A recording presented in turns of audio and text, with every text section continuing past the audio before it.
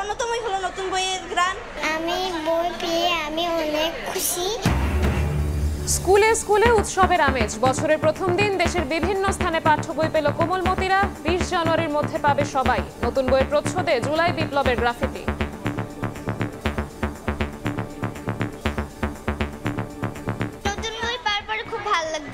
আবু সাঈদের মুগ্ধর ছবি আছে, এটা দিয়ে আমরা খুব মজা পেয়েছি। আজকের দিনটা অনেক মজার ছিল। এই বইগুলো পড়ে আমার ভবিষ্যতে স্বপ্ন পূরণ করতে চাই। এবার কিন্তু ক্লিয়ার 6টা বই পেয়েছি, বাট আরও কিছু বই আছে যেগুলো আমাদেরকে পরে দেওয়া হবে হয়তো। আমার মাতৃভাষা বই পেয়ে ভালো লাগতেছে। জানুয়ারির 5 তারিখের মধ্যে প্রাথমিকের বাকি সকল বই, 10 তারিখের মধ্যে মাধ্যমিকের প্রায় 8টি বই এবং 20 তারিখের মধ্যে সকল বই যাবে। একচেটিয়া ছাপা বাণিজ্যকে উন্মুক্ত করে সুশৃঙ্খল করতে সচেষ্ট সরকার। বই ছাপার বাণিজ্যকে কি করে আরো সুশৃঙ্খল করব, যে একচেটিয়া ব্যবসা সেটা কমিয়ে আরো উন্মুক্ত করব। দেখছিলেন প্রধান শিরোনাম। দুপুরের সময়ের সঙ্গে আছি আমি শবনব নিবিড়। এবার অন্যান্য শীর্ষ সংবাদ। পর্দা উঠল ঢাকা আন্তর্জাতিক বাণিজ্য মেলার। পূর্বাচলে উদ্বোধন করলেন প্রধান উপদেষ্টা। নতুন পণ্য উদ্ভাবনে ব্যবসায়ীদের এগিয়ে আসার আহ্বান। সংস্কারের পাশাপাশি নির্বাচনের প্রস্তুতিও চায় বিএনপি। জুলাই আগস্টের আন্দোলন ছিল গণতন্ত্র প্রতিষ্ঠার আন্দোলন, বললেন মঈন খান।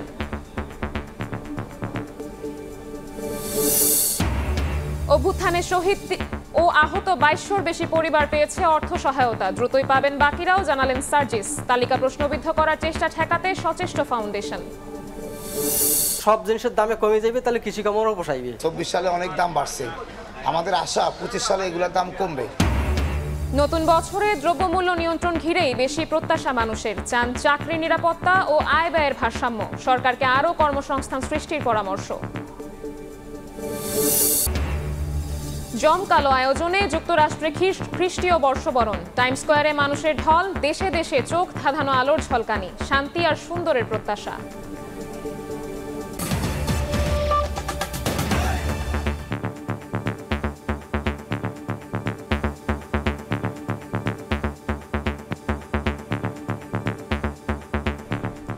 স্কুলে স্কুলে উৎসবের আমেজ। বছরের প্রথম দিন দেশের বিভিন্ন স্থানে পাঠ্য বই পেল কোমলমতিরা।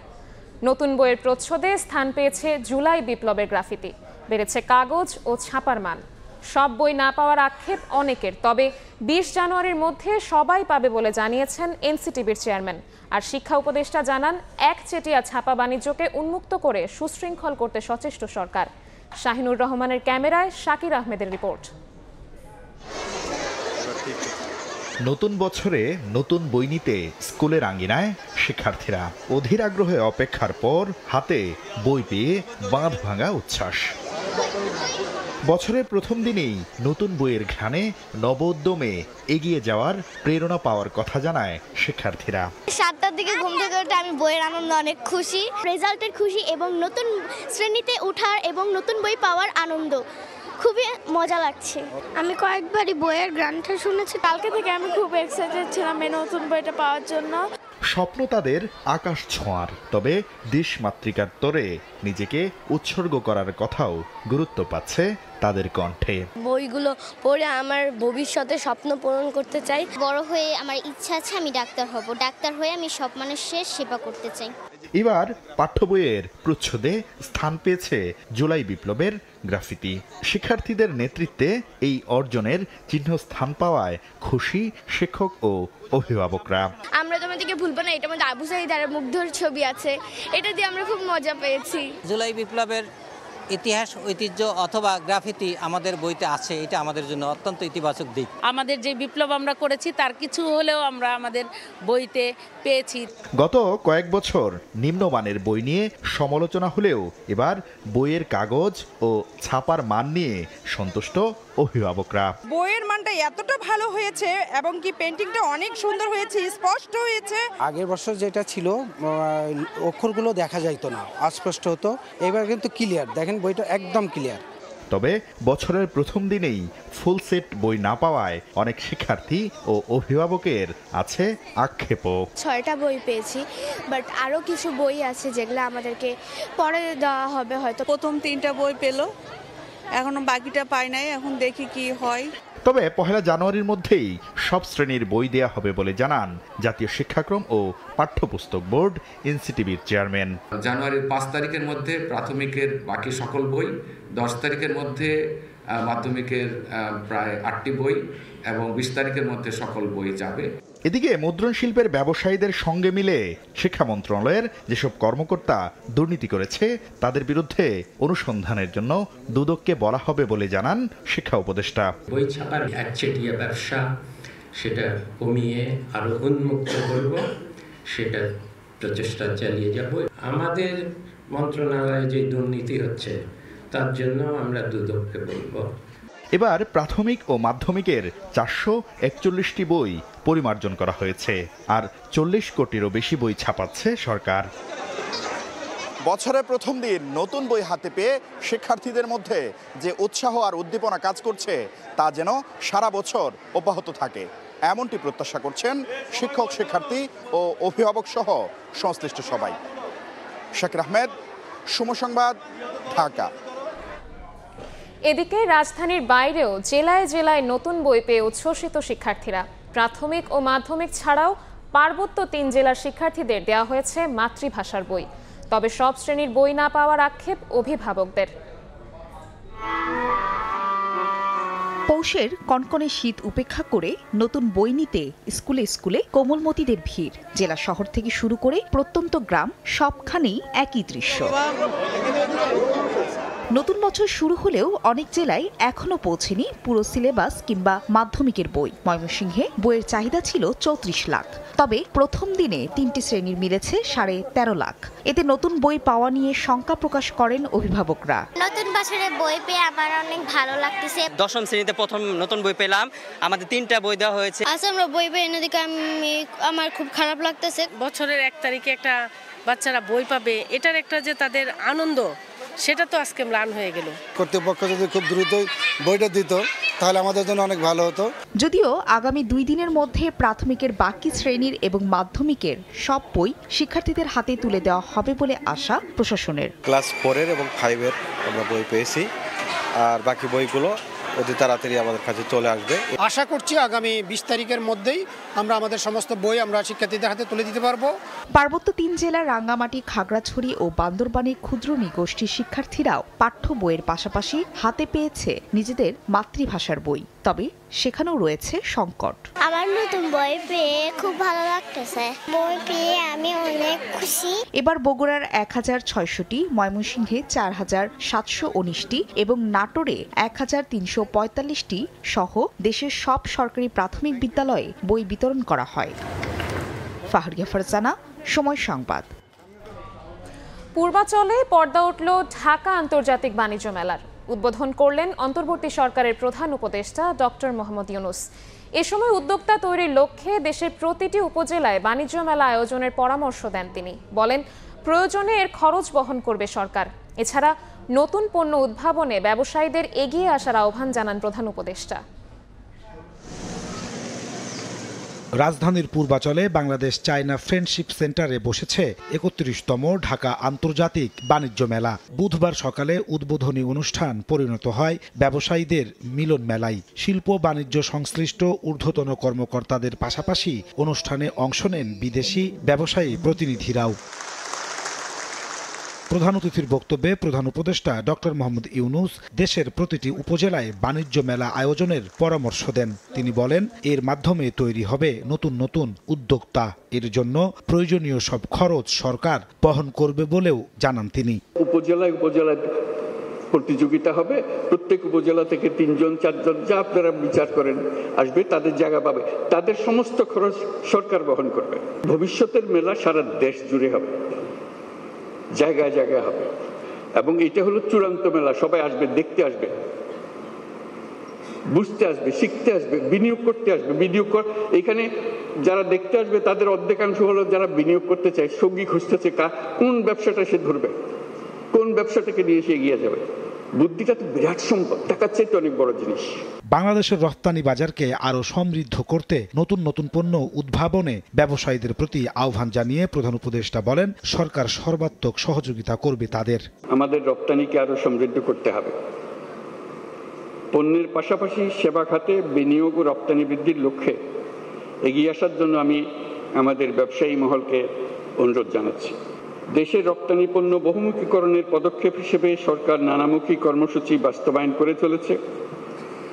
এর মধ্যে রপ্তানিতে অবদান ও সম্ভাবনার বিষয়ে বিবেচনাক্রমে পণ্য খাতকে যথাক্রমে সর্বোচ্চ অগ্রাধিকার খাত, বিশেষ অগ্রাধিকার খাত হিসেবে ঘোষণা করা হয়েছে। এছাড়া রপ্তানি প্রসার ও প্রণোদনামূলক কর্মকাণ্ডকে বেগবান করতে প্রতি বছর একটি পণ্যকে প্রোডাক্ট অব দ্য ইয়ার, বর্ষের সেরা পণ্য হিসেবে ঘোষণা দেওয়া হয়। এবারের বাণিজ্য মেলায় বাংলাদেশ সহ 8টি দেশ অংশগ্রহণ করছে, আর মেলা চলবে 31 জানুয়ারি পর্যন্ত। নাজমুস সালেহী, সময় সংবাদ, ঢাকা। এই মুহূর্তে পূর্বাচলে বাণিজ্য মেলা প্রাঙ্গণে আছেন সহকর্মী MS আরেফিন। সরাসরি যাচ্ছি তার কাছে। ঢাকা আন্তর্জাতিক বাণিজ্য মেলা, এটি আজকের এই মেলাটি 29তম মেলা এবং ঢাকা চায়না ফ্রেন্ডশিপ সেন্টারে কিন্তু এবারের এই মেলাটি চতুর্থবারের মতো আয়োজন। যদিও সকাল থেকেই আমরা এখানে অবস্থান করছি এবং আজকে সকাল 11টায় অন্তর্বর্তী সরকারের প্রধান উপদেষ্টা ডক্টর মোহাম্মদ ইউনূস কিন্তু আজকে এই মেলাটির উদ্বোধন করেন। আমরা সকাল থেকে যেটা দেখেছি যে উদ্বোধনের পর থেকে ক্রেতা সমাগম কিছুটা কম থাকলেও বেলা বাড়ার সঙ্গে সঙ্গে কিন্তু ক্রেতা দর্শনার্থীরা মেলায় আসছেন এবং তারা বিভিন্ন স্টল ঘুরে ঘুরে দেখছেন।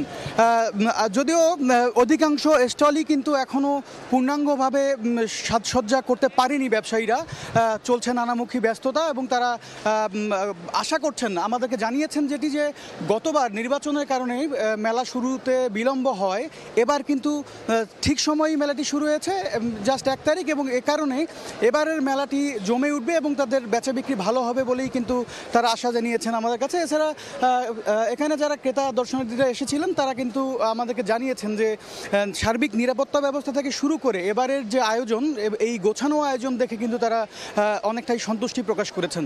আমি যেটা জানিয়ে রাখতে চাই যে এবার এই আয়োজনে 361টি স্টল, প্যাভিলিয়ন, রেস্তোরাঁ সহ 368টি প্যাভিলিয়ন রয়েছে এখানে, এবং আয়োজকরা যেটি বলছেন যে এবারে কিন্তু ব্যবসায়ীদেরকে স্টল নিতে কিন্তু হচ্ছে সরাসরি বাণিজ্য মন্ত্রণালয় কিংবা এপিবিতে যেতে হয়নি, তারা অনলাইনে প্রথমবারের মতো কিন্তু তারা স্টল বরাদ্দ নিতে পেরেছেন। এছাড়া একই সাথে দর্শনার্থী ক্রেতাদের জন্যও কিন্তু আয়োজকরা সুব্যবস্থা রেখেছেন এবং সরাসরি টিকিট ক্রয় ছাড়াও অনলাইনেও কিন্তু টিকিট কেনার সুযোগ থাকছে প্রথমবারের মতো। এছাড়া বরাবরই যেটি থাকে, এই পূর্বাচলে মেলা আয়োজন হবার পর থেকে বিআরটিসির সার্ভিস থাকে, যেটি ক্রেতা দর্শনার্থীদেরকে এই মেলায় পৌঁছায় দেয়। এবার কিন্তু উবারের সঙ্গে একটি চুক্তি করেছে আয়োজক সংস্থা, যে কারণে এই রাইডিং শেয়ার থেকেও কিন্তু বিশেষ ছাড় পাবেন বিক্রেতারা। এছাড়া সবকিছু মিলিয়ে যদি বলি, এবারের আয়োজন নিয়ে ব্যবসায়ী এবং দর্শনার্থী ক্রেতারা কিন্তু সন্তুষ্টি প্রকাশ করেছেন। তো পূর্বাচল থেকে আন্তর্জাতিক বাণিজ্য মেলা নিয়ে এই ছিল আমার কাছে সবশেষ।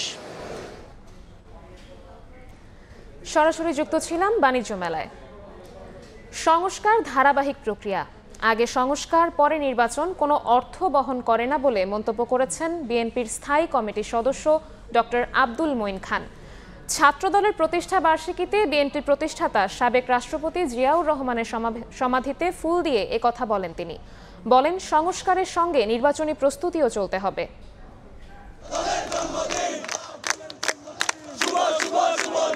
এ যেন মুক্ত প্রাণের উন্মাদনা, স্বৈরাচার মুক্ত বাংলাদেশে সংখ্যাহীন পদচারণা। হামলা, মামলা, খুন, গুম উপেক্ষা করে 46 বছরে জাতীয়তাবাদী ছাত্রদল। শীতের সকালে তাই স্লোগানের উত্তাপ, খণ্ড খণ্ড মিছিল নিয়ে হাজারো নেতাকর্মীর সরব উপস্থিতি। দিনব্যাপী আয়োজনে সকালে শহীদ রাষ্ট্রপতি জিয়াউর রহমানের সমাধিতে পুষ্পস্তবক অর্পণ করেন নেতাকর্মীরা। নতুন বাংলাদেশে গণতান্ত্রিক যাত্রা অব্যাহত রাখার প্রত্যয় ছাত্রদল নেতাদের। বিগত সময়ে যে ছাত্র রাজনীতির নামে যে সন্ত্রাস, নৈরাজ্য এবং চাঁদাবাজদের অবরণ্য হয়ে উঠেছিল যে ছাত্র রাজনীতি, সে ধরনের ছাত্র রাজনীতি বাংলাদেশ থেকে পুরোপুরি বিলুপ্ত করবে বাংলাদেশ জাতীয়তাবাদী ছাত্রদল। বাংলাদেশের ভোটের অধিকার প্রতিষ্ঠা করতে হয় বাংলাদেশ জাতীয়তাবাদী ছাত্রদল। বাংলাদেশের সাধারণ শিক্ষার্থীদেরকে নিয়ে প্রকাশ্যে আন্দোলন সংগ্রাম করবে। এ সময় বিএনপির স্থায়ী কমিটির সদস্য ডক্টর মঈন খান বলেন, ছাত্র জনতার সঙ্গে একাত্ম হয়ে জুলাই আগস্টে রাজপথে ছিল ছাত্রদল। আগে সংস্কার পরে নির্বাচন এমন বক্তব্য অর্থ বহন করে না মন্তব্য করে নির্বাচনী প্রস্তুতি অব্যাহত রাখার আহ্বান জানান মঈন খান। আগে সংস্কার পরে নির্বাচন অথবা আগে নির্বাচন পরে সংস্কার, এগুলো কোনো অর্থবহ প্রশ্ন নয়। সংস্কার চলবে যদি আমরা গণতন্ত্রে বিশ্বাস করি, প্রতি 5 বছর নির্বাচন হবে। এদিকে ছাত্রদলের প্রতিষ্ঠাবার্ষিকী উপলক্ষে দুপুরে রাজধানীর ইঞ্জিনিয়ার্স ইনস্টিটিউশনের সামনে রক্তদান কর্মসূচির উদ্বোধন করেন বিএনপির ছাত্র বিষয়ক সম্পাদক রকিবুল ইসলাম বকুল। ছাত্রদল তার জীবন বাজি রেখে এদেশের স্বাধীনতার সার্বভৌমত্ব 1979 সালের 1 জানুয়ারি জাতীয়তাবাদী ছাত্রদল প্রতিষ্ঠা করেন বিএনপির প্রতিষ্ঠাতা জিয়াউর রহমান। 46তম প্রতিষ্ঠা বার্ষিকীতে নানান কর্মসূচি হাতে নেয় সংগঠনটি। হাসান ওয়ালি, সময় সংবাদ, ঢাকা। জুলাই শহীদ স্মৃতি ফাউন্ডেশন থেকে এখন পর্যন্ত 628 শহীদ পরিবারকে আর্থিক সহায়তা দেওয়া হয়েছে বলে জানিয়েছেন ফাউন্ডেশনের সাধারণ সম্পাদক সার্জিস আলম। সকালে ফাউন্ডেশন কার্যালয়ে ব্রিফিংয়ে তিনি জানান, জুলাই শহীদ স্মৃতি ফাউন্ডেশনের ব্যাংক হিসেবে জমা পড়েছে 109,20,23,000 টাকার অনুদান। এর মধ্যে 47,32,00,000 টাকার সহযোগিতা প্রদান করা হয়েছে। এখন পর্যন্ত 1,601 জন আহত আর্থিক সহযোগিতা পেয়েছেন বলে জানান সার্জিস। এ সময় তিনি অভিযোগ করেন, আন্দোলনে সম্পৃক্ত নয় এমন অনেকে সুযোগ সুবিধা নিতে এসেছেন। নতুন বছর অনেক বড় চ্যালেঞ্জ, এটা শুধু আমাদের ফাউন্ডেশনের জন্য না, পুরো দেশের জন্য। এখন পর্যন্ত আমাদের ফাউন্ডেশনে আর্থিক সহযোগিতা এসেছে 109,20,00,000। আর্থিক সহযোগিতা প্রদান করেছি 47,32,00,000। আমাদের ফান্ডে এখন পর্যন্ত রয়েছে প্রায় 61 কোটি টাকার মতো। ভেরিফাইড শহীদের লিস্ট, সেখানে শহীদের সংখ্যা 826। এর মধ্যে আমরা অলরেডি আমাদের ফাউন্ডেশন থেকে চেক হস্তান্তর করেছি 628 জনকে, আর আমাদের মাত্র 198 জন শহীদ পরিবারের কাছে পৌঁছানো বাকি আছে। নতুন বছর, নতুন দিন, নতুনভাবে পথ চলা। কৃষক থেকে শ্রমিক, চাকরিজীবী থেকে অর্থনীতিবিদ, সবাই চাইছেন বছরটি হোক স্বস্তির, শান্তির। বাজারে গিয়ে যেন না পুড়ে হাত, কৃষক যেন পায় ন্যায্য দাম, শ্রমিক যেন মজুরিতে না ঠকেন, অর্থনীতি যেন চলে নীতি মেনে, এমন প্রত্যাশা সবার মনে। আরও জানাচ্ছেন সহকর্মী সাইফুল ইসলাম। সকালে সূর্যের আগমনী বার্তায় শুরু হলো 2025 সালের যাত্রা। পৈতৃক সূত্রে 2 বিঘা সম্পত্তি পাওয়া ধামরাইয়ের কৃষক মোহাম্মদ লিটুল 2024 সালটা কেটেছে কষ্টে, কিন্তু নতুন বছর যেন বয়ে আনে সুখের বার্তা, সেই প্রত্যাশা তার। সরকার যে কোনো একটা পরামর্শ করে দিবে, সহযোগিতা করবে। কৃষকের প্রত্যাশা, নতুন বছরে দাম কমবে সার, কীটনাশক সহ বিদ্যুৎ বিলের। তা না হলে উৎপাদনের খরচের সাথে মিলবে না তার লাভের হিসাব। ঠিক একই রকম প্রত্যাশা কৃষক সিরাজুল ইসলামেরও। সব জিনিসের দামে কমে যাবে, তাহলে কৃষিকামও পোষাইবে। জীবনযাত্রার ব্যয় কমিয়ে আনাই বেশিরভাগ মানুষের চাওয়া। যখন মূল্যস্ফীতি 11.5% ছুঁই, তখন পণ্যের দাম কমাতেই স্বস্তি খুঁজছেন ক্রেতারা। বাগবিতণ্ডা এড়াতে দাম কমানোর পক্ষে বিক্রেতারাও। সিন্ডিকেট না থাকে, এখন যে তরকারির দাম কম আছে ওইভাবেই থাকুক। 24 সালে অনেক দাম বাড়ছে, আমাদের আশা 25 সালে এগুলোর দাম কমবে। বুক ভরে দীর্ঘশ্বাস ফেলা, দিনে এনে দিনে খাওয়া স্বল্প আয়ের মানুষের আশা, নতুন বছরে বাড়বে তাদের মজুরি, কমবে জীবনযাপন খরচ। আর মতন পরিবারদের নিয়ে খুব কষ্ট। 8,000 টাকা এই বছরে থেকে 9,000 টাকা ঘর ভাড়া দিই। মধ্যবিত্ত চাকরিজীবী শ্রেণীর কাছে নতুন বছর মানে বাড়ি ভাড়া ও বাচ্চার পড়াশোনায় নতুন খরচ যোগ হওয়া। তাই তো বেতন বৃদ্ধি ও চাকরির নিরাপত্তা তাদের কাছে বড় প্রত্যাশা। জুনিয়র লেভেলে যারা আছেন তারা যে সবসময় বৈষম্যের শিকার হবে সেটা আমরা চাই না। চাকরিজীবীরা ভালোভাবে থাকতে পারি, বাঁচতে পারি এবং জানমালের নিরাপত্তার সাথে সংযোজিত হয়। অর্থনীতিবিদদের আশা, মানুষের জীবনযাত্রার ব্যয় সহনীয় মাত্রায় রাখতে সরকার নতুন বছরে বাজার ব্যবস্থাপনার উপর নজর দিবে। এজন্য সঠিক পরিসংখ্যানের উপর জোর দিয়েছেন। কেউ যাতে কোনো ধরনের কৃত্রিম সংকট না করতে পারে, বাজার ব্যবস্থাপনা যে কমিটি আছে সেটাকেও যদি সম্পৃক্ত করা যায়, তাহলে সাপ্লাই চেইনটা যদি স্মুথলি চলে, আমাদের মনিটারি পলিসি ঠিক আছে, ফিসক্যাল পলিসিতেও কিছু উদ্যোগ গ্রহণ করেছে, তাহলে কিন্তু আমরা কাঙ্ক্ষিত জায়গায় পৌঁছতে পারবো। আরেক বলি যে আমরা স্বয়ংসম্পূর্ণ, তাহলে সেটা আমাকে ওই শ্রেণীভাবে আমদানি কেন করতে হবে? এইখানে যে একটা নেটওয়ার্ক, এই জায়গাতে কিন্তু সরকারের অনেক দুর্বলতা আছে, এই জায়গাটা পরিষ্কার হওয়া উচিত। গণঅভ্যুত্থান পরবর্তী শিক্ষার্থীদের কর্মসংস্থানের সুযোগ তৈরিতে চলতি অর্থবছরের সংশোধিত বাজেটে উদ্যোগ নেয়ার পরামর্শ দিয়েছেন অর্থনীতিবিদরা। সাইফুল ইসলাম, সময় সংবাদ, ঢাকা। কারো ব্যক্তিগত লক্ষ্য, আবার কারো চাওয়া দেশ আর জাতির কল্যাণ। বয়স আর ব্যক্তিভেদে গল্পগুলো ভিন্ন হলেও নতুন বছরে আবারও সবকিছু নতুন করে পাওয়ার প্রত্যাশায় সবাই। আশা 24-এ যে দাবিগুলোর মধ্য দিয়ে এসেছে বড় পরিবর্তন, তার সবগুলোই বাস্তবায়ন হবে নতুন বছরে। নতুন বছরের প্রথম সূর্য, যদিও সব সূর্যই এক, কিন্তু দিন, মাস আর বছরের হিসেবে বিশ্বের বুকে হাজির হয়েছে আরও একটি বছর, নতুন করে পথ হাঁটার সংকল্প। বাংলাদেশের জন্য 2024 ছিল ঘটনাবহুল। ত্যাগ আর অর্জনের 24 পেরিয়ে অগাধ স্বপ্ন আর সম্ভাবনার নতুন বছর। তাই তো অধরা স্বপ্নকে ছোঁয়ার বাসনায় আবারও গল্প বোনার শুরু। আর ধরাধরি না থাকক, ওই ধরনের একটা বাংলাদেশ আমি চাই। সব যেন পূরণ হয়, মানুষের, জনগণের যেন সবকিছু পূরণ হয়, এটাই আশা। ধোয়া ওঠা চায়ের কাপে বছরের প্রথম সকাল আয়েশি ভঙ্গিতে শুরু হলেও নতুন দিনের লক্ষ্য যেন রঙিন বেলুনের মতো আকাশ ছোঁয়া। আশা করব নতুন বছরে যাতে সব প্রবলেমগুলো সলভ করে, শিক্ষা ব্যবস্থা উন্নত করে। অবশ্যই নতুন বছরে আমার প্রত্যাশা থাকবে যে আমরা সবাই যেন সুশৃঙ্খলভাবে, সুন্দরভাবে, শান্তিপূর্ণভাবে থাকতে পারি। আমরা আসলে নতুন একটা দেশ পেয়েছি। গেল বছরে চাপা পড়া ব্যক্তিগত স্বপ্নগুলো নতুন বছরে আবারও জেগে উঠছে। তাই তো আগামী দিনে সবটুকু দিয়ে পরিবার আর বান্ধব নিয়ে ভালো থাকার প্রত্যয়। ফ্যামিলি আমার জন্য অনেক কিছু করছে, যে নতুন বছর হিসেবে তাদের জন্য যে কিছু করতে পারি সেটা নিয়ে আমার প্রত্যাশা। পুরো বছরটা এতটুকুই প্রত্যাশা, জানি এই বছরের মতো ভালো রেজাল্ট হয়, আল্লাহ জানি সবাইকে বাঁচিয়ে রাখে। বিগত বছর জুড়ে আলোচনার কেন্দ্রে ছিল সংস্কার আর পরিবর্তন। সেই দাবি পূরণে প্রত্যাশার সঙ্গে প্রাপ্তির মিল ঘটাতে সাধারণের কণ্ঠে সবাইকে এগিয়ে আসার আহ্বান। সাধারণ মানুষ যেন ভালোভাবে বাঁচতে পারে, চলতে পারে, এই আশাবাদী সরকারের কাছে। আমরা চাই যে একটা নতুনত্ব আসুক, রাজনীতির মধ্যে একটা নতুনত্ব আসুক। সবকিছু মিলে আমাদের 25 সালটা আমি আশা করি ভালো হবে। নতুন বছরে 56,000 বর্গমাইলের এই দেশে নেমে আসুক শান্তি, সম্প্রীতি আর সৌহার্দ্য। ভালো থাকুক বাংলাদেশ, ভালো থাকুক 18 কোটি মানুষ। ক্যালেন্ডারের পাতা উল্টে নতুন বছরের গল্প বোনার শুরু। তবে পেরিয়ে আসা 2024 কোনোভাবেই ভুলে যাবার মতো বছর নয়। তাই তো সাধারণ মানুষের প্রত্যাশা, বিগত দিনে ত্যাগ আর অর্জনের যেই গল্প জমা হয়েছে, সেই গল্পের শক্তিকে পুঁজি করে সামনে এগিয়ে যাবে প্রিয় দেশ। মামুনুর রশিদ পনেল, সময় সংবাদ, ঢাকা।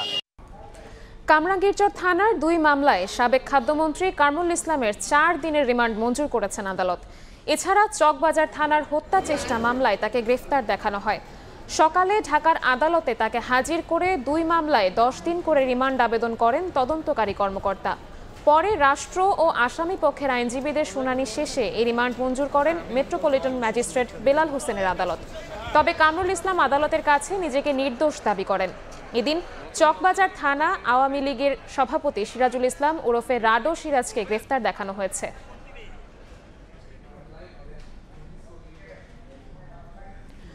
দু 2025 সাল হবে শেখ হাসিনা ও আওয়ামী লীগের নেতাদের মানবতা বিরোধী অপরাধের বিচারের বছর। বুধবার সাংবাদিকদের এমনটি জানিয়েছেন আন্তর্জাতিক অপরাধ ট্রাইব্যুনালের chief prosecutor advocate Tajul Islam. এদিন 5 আগস্ট রাজধানীর চানখারপুলের 5 জনকে গুলি করে হত্যার অভিযোগে পুলিশ কনস্টেবল সুজনকে হাজির করার নির্দেশ দিয়েছেন ট্রাইব্যুনাল। সবাই চান গত 16 বছর ধরে বাংলাদেশে যে সমস্ত মানবতা বিরোধী অপরাধ হয়েছে, গণহত্যা হয়েছে, জুলুম, নির্যাতন, নিপীড়ন হয়েছে, সেগুলোর সঠিক এবং সুষ্ঠু একটা বিচার সমাপ্ত করা। আপনারা জানেন যে আন্তর্জাতিক অপরাধ ট্রাইব্যুনালের উপরে প্রত্যাশার অনেক বড় চাপ আছে, কারণ বাংলাদেশ জুড়ে 56,000 বর্গমাইল জুড়ে দীর্ঘ সময় ধরে যে অপরাধগুলো হয়েছে তার একটা ন্যায় বিচার নিশ্চিত করা প্রয়োজন। আগামী ভবিষ্যৎ পুনর্নির্মাণের জন্য, বাংলাদেশের নতুন প্রজন্মের জন্য একটা আলোকিত ভবিষ্যৎ উপহার দেওয়ার জন্য।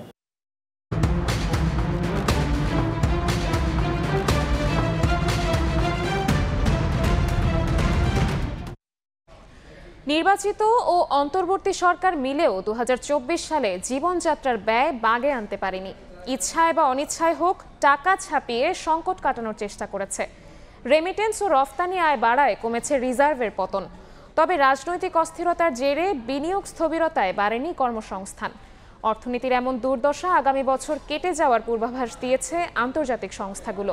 বিস্তারিত ইয়ানুর শিফাতের রিপোর্টে।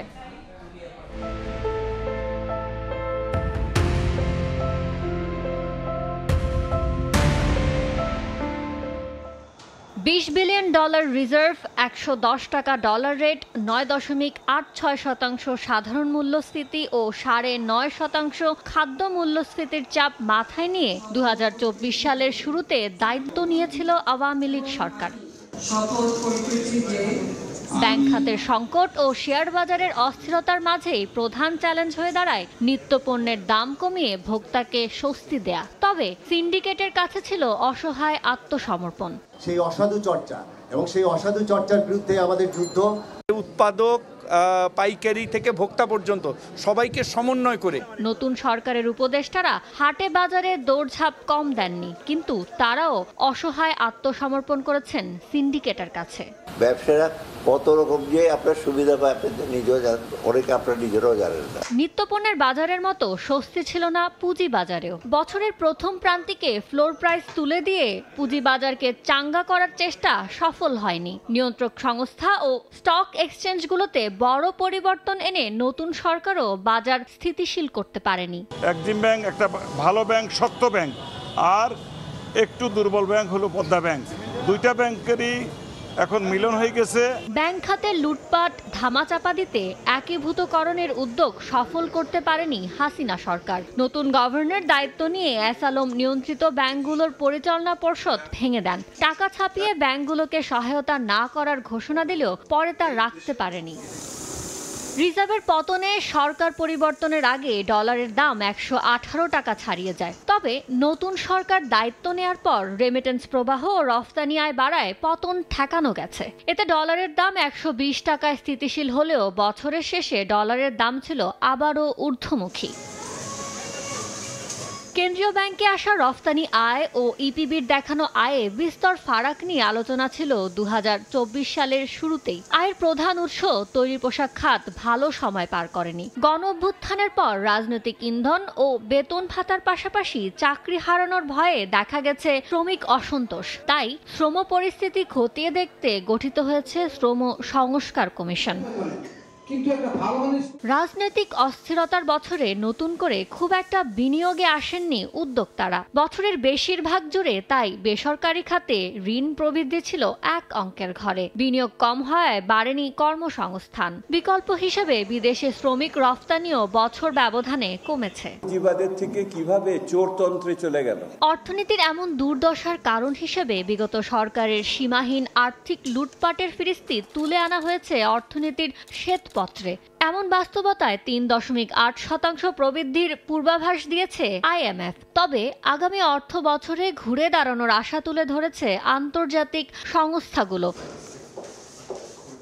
ইয়ানুর শিফাত, সময় সংবাদ, ঢাকা।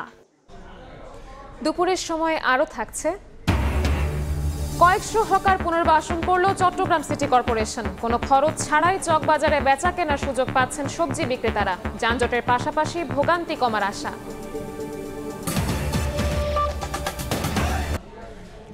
প্রশাসনিক কাঠামোর বাইরেও রাজশাহী সিটি কর্পোরেশনে খোলা হয়েছিল বিশেষ 9টি বিভাগ। সেখানে অস্থায়ী ভিত্তিতে নিয়োগ দেওয়া হয় প্রায় 200 কর্মকর্তা কর্মচারী।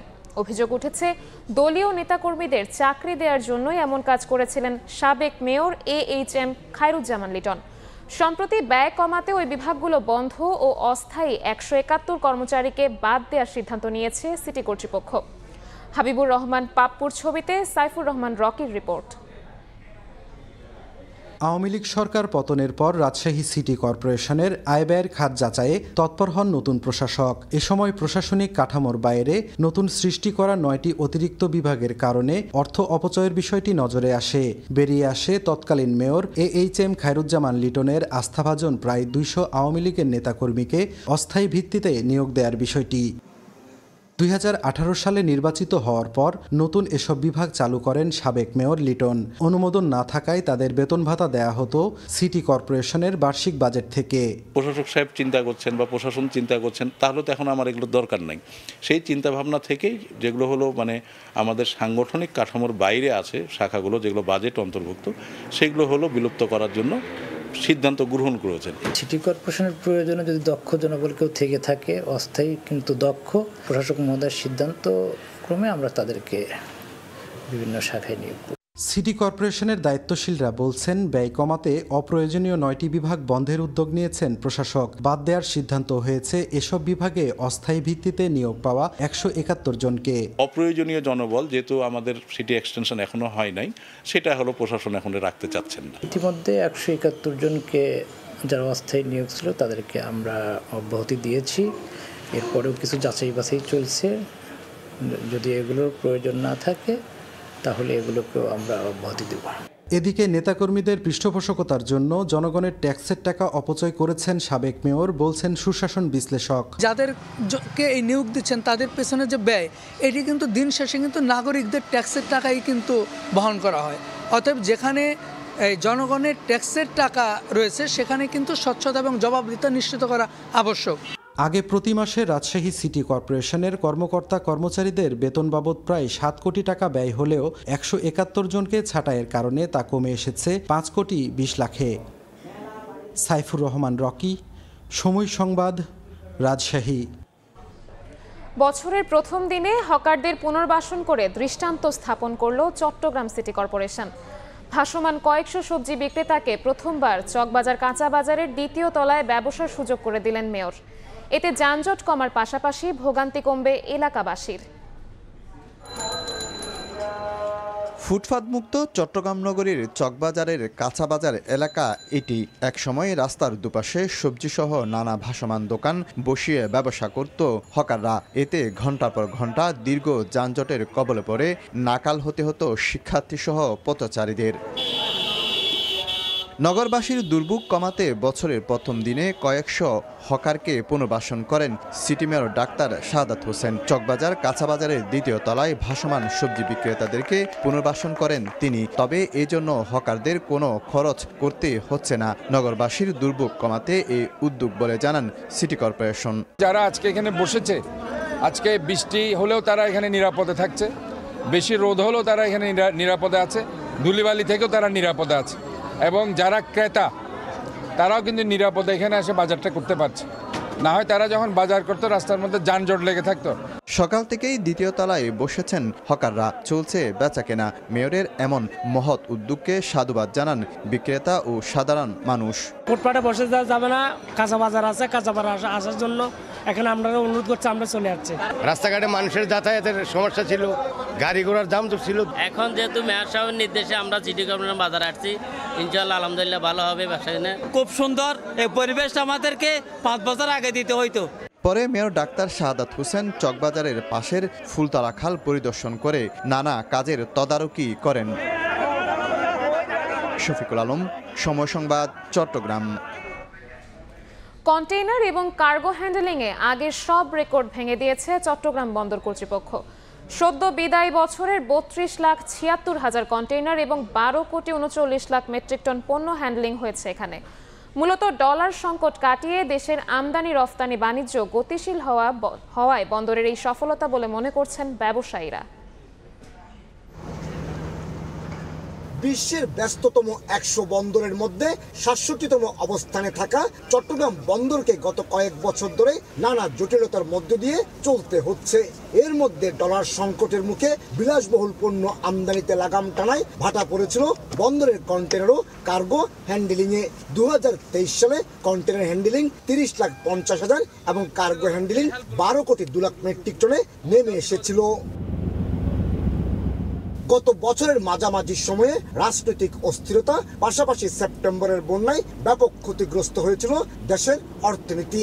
এত সংকটের মাঝেও 2024 সালে অতীতের সব রেকর্ড ভেঙে 32,76,000 কন্টেনার এবং 12 কোটি 39 লাখ মেট্রিক টন পণ্য হ্যান্ডেলিং হয়েছে এখানে। আমরা ইয়ার্ড ফেসিলিটি বাড়িয়েছি, ইকুইপমেন্ট ফেসিলিটি বাড়িয়েছি, আমাদের টোটাল ম্যানেজমেন্টে একটা ডিসিপ্লিন এসছে এবং বন্দরের কর্মকর্তা কর্মচারী শ্রমিক তারা সবাই 24/7 কাজ করেছে, আন্তরিকতার সাথে কাজ করেছে। সর্বোপরি দেশের এক্সপোর্ট ইম্পোর্ট বৃদ্ধি পেয়েছে, জাহাজের ওয়েটিং টাইমটা এটা উল্লেখযোগ্য হারে কমে এসছে। রেকর্ডের অংশীদার কর্মরত কর্মকর্তা এবং কর্মচারীদের সঙ্গে কথা বলতে সকালে জেটিতে আসেন বন্দর chairman rear admiral SM Moniruzzaman. এই সময় তিনি বন্দরের এগিয়ে যাওয়ার নানা তথ্য উপাত্ত তুলে ধরেন। সরাসরি জাহাজ কিন্তু আমাদের বাড়তে চলে আসছে, এটা বন্দরের ইতিহাসে কখনোই ঘটে নাই। গেটে আপনারা দেখছেন যে আমরা কিন্তু আগে ট্রাক ঢুকতো, ম্যানুয়ালি গেট পাস দেওয়া হতো, টিকেটিং করা হতো, পেমেন্ট করা হতো। এটা আমরা এখন ইলেকট্রনিক করে ফেলেছি। পোর্টের ভিতরে অনেক স্পেস বের করেছি। এই স্পেস বের করার ফলে হয়েছে হ্যান্ডলিং আমাদের ফাস্ট হয়ে গেছে। আমরা যদি এটা মেনটেন করতে পারি তাহলে ভবিষ্যতে আমাদের ইনশাল্লাহ বিদেশি যে ইনভেস্টমেন্ট সেটা আমাদের অনেক ত্বরান্বিত হবে।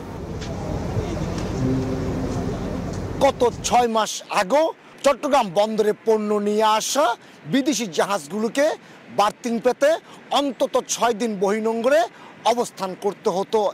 এখন পরিস্থিতি পাল্টে গেছে। একদিনেরও কম সময়ে বিদেশি জাহাজগুলো বার্থিং পাচ্ছে বন্দরের জেটিতে। বেড়েছে আমদানি রপ্তানি বাণিজ্য।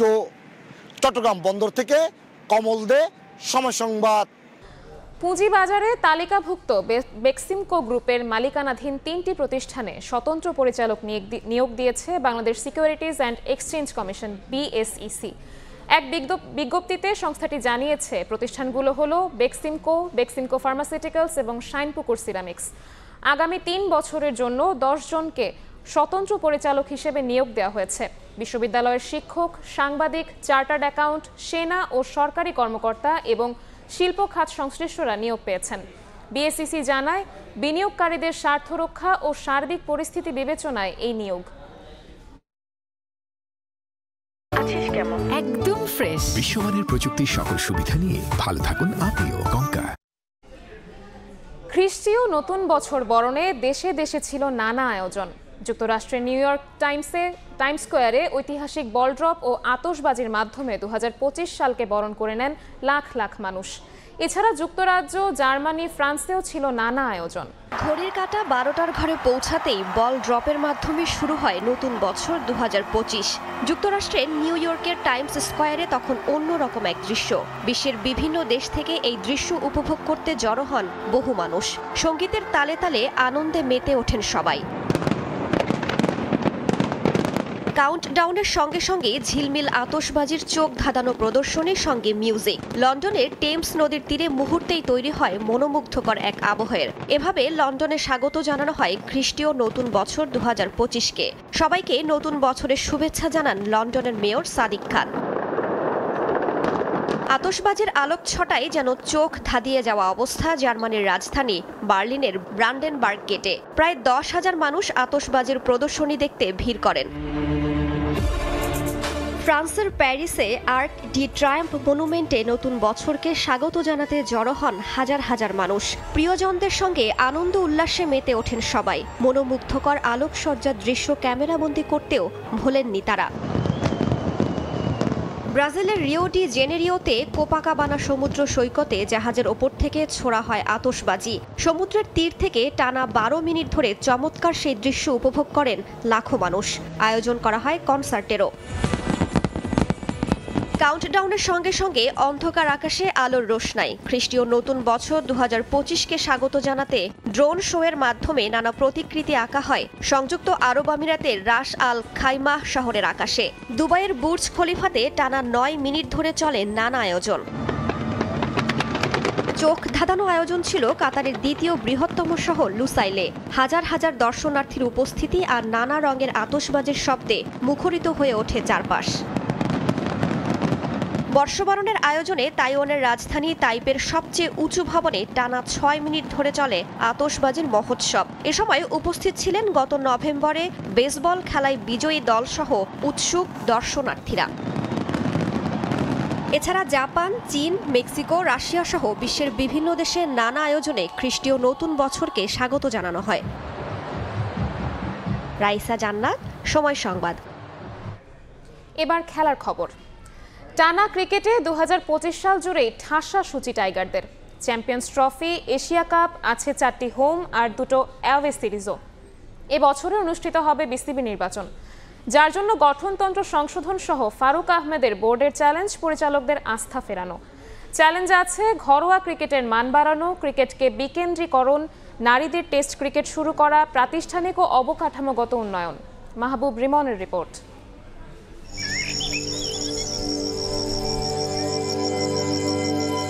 নতুন প্রত্যাশায় নতুন বছরের হিম শীতল ভোরে আরও এক নতুন সূর্যোদয়। 24-এর ব্যর্থতা পায়ে মারিয়ে নতুন শুরুর অপেক্ষায় অহম, গর্ব আর প্রাণের ক্রিকেটও।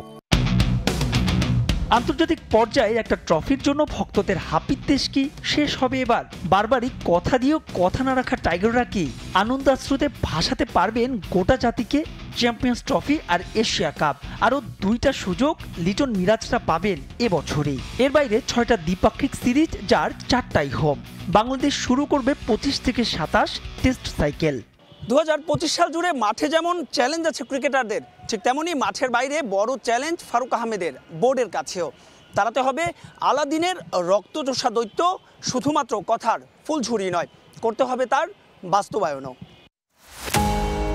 দায়িত্ব নেওয়ার 4 মাস পেরিয়ে গেলেও এখনও স্ট্যান্ডিং কমিটি ঠিক করতে পারেননি ফারুক আহমেদ। অবস্থাটা এমন যে 10 ডিরেক্টরের একজনই পদত্যাগ করলেই দেখা যাবে কোরাম সংকট।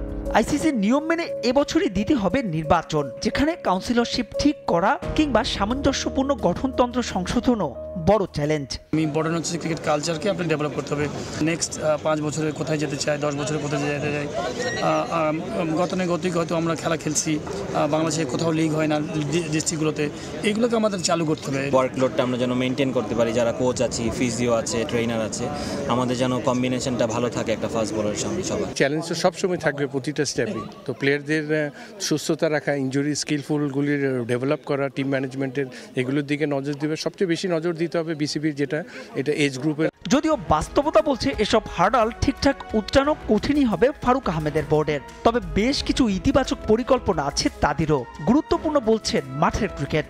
আমরা দারুণভাবে এটা মনিটর করতে চাই। আমরা চাই যে কাছ থেকে দেখতে পুরো কোয়ালিটি যেন মেনটেন হয়।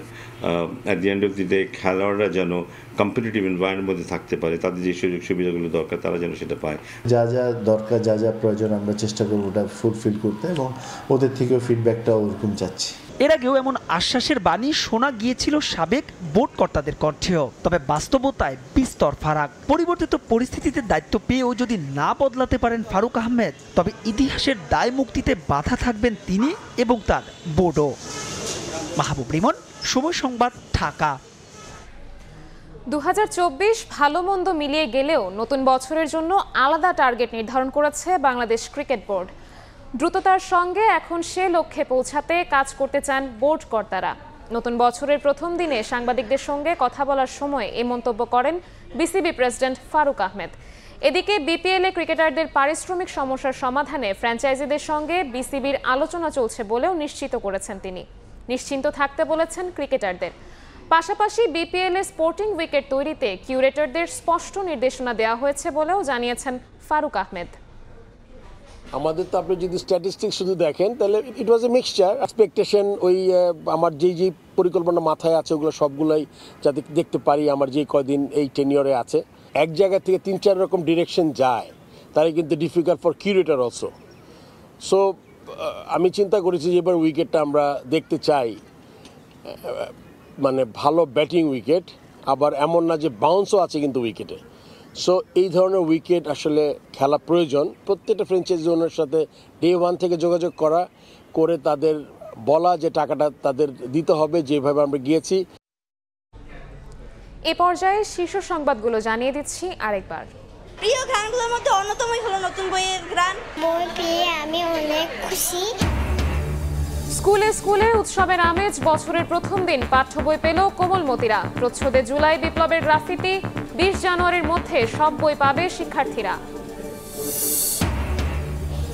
ছাত্রদলের প্রতিষ্ঠা বার্ষিকীতে জিয়াউর রহমানের সমাধিতে শ্রদ্ধা। সন্ত্রাসমুক্ত রাজনীতির প্রত্যয় নেতাদের। সংস্কারের পাশাপাশি নির্বাচনের প্রস্তুতিও চায় বিএনপি।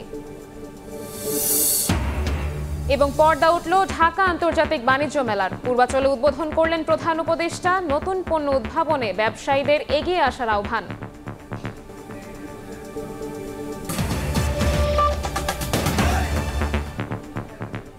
এই ছিল দুপুরের সময়, সঙ্গে থাকুন সময়ের।